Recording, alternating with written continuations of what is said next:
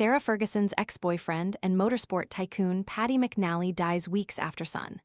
Motorsport tycoon Paddy McNally, a former ex-boyfriend of Sarah Ferguson, has died, just weeks after his son. The former racing driver, who went on to make his fortune running corporate hospitality at Formula One events, died earlier this week aged 88. The former Duchess of York dated him for several years in the early 80s before marrying ex-husband Andrew Mountbatten-Windsor, and the pair remained good friends even after they split, with Fergie once calling him the millionaire her father figure. Mr. McNally's death comes just weeks after his son Sean died suddenly in April in the Scottish Highlands. Still spending forever chopping vegetables? The Full-Star Pro vegetable chopper dices onions, potatoes, and more into its container in seconds, helping make meal prep faster and tidier.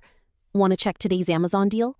Scan the QR code now or visit grabdeal.us/2 before it's gone. It is reported that in his final weeks, the tycoon gave refuge to Fergie in his Swiss ski chalet after she fled the UK following the release of the Epstein files, which revealed the former Duchess had called the pedophile financier a supreme friend. And a source told The Sun, Paddy always looked after Sarah, and at times over the past 4 decades, she needed a lot of looking after. He never abandoned her in life, and even in his final days allowed her safe sanctuary at his home in Verbier. Mr. McNally, who was born in Kent in 1937 but grew up in Ireland, first became a motoring journalist and competed in several racing competitions before working for tobacco brand Marlboro, which was closely linked to Formula One. He then established the lucrative all-sport company, specializing in corporate hospitality at Formula One events. From this, he amassed a huge fortune with a property portfolio, which included homes around the world, including 7 Hampton Place in Wiltshire, which previously belonged to James Bond creator Ian Fleming. He married wife Anne in 1967, but she died in 1980. In 1982, he began a relationship with Fergie, who was 22 years his junior.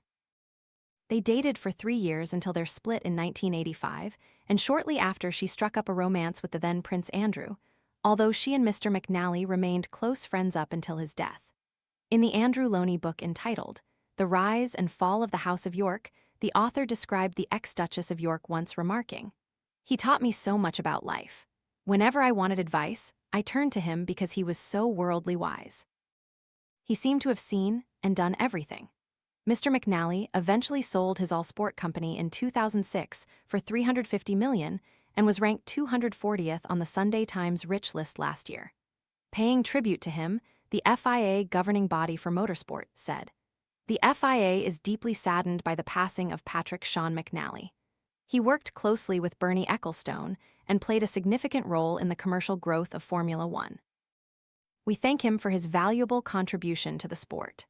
Meanwhile, Fergie has barely been seen in public since the release of the Epstein files and was last spotted at a £2,000 a night chalet in the Alps. The king's former sister-in-law was tracked down to an Austrian bolt hole after facing calls to speak to the U.S. authorities about convicted sex offender financier Epstein after the release of millions of documents associated with him shed new light on their relationship. Epstein has been the downfall of her ex-husband Andrew Mountbatten-Windsor, who was stripped of his titles by the king because of serious lapses of judgment over his friendship with the late pedophile. Fergie also lost her courtesy royal divorcee title and reverted to her maiden name, and recently lost the freedom of the city of York, after councillors voted unanimously to remove the honor over her links to Epstein.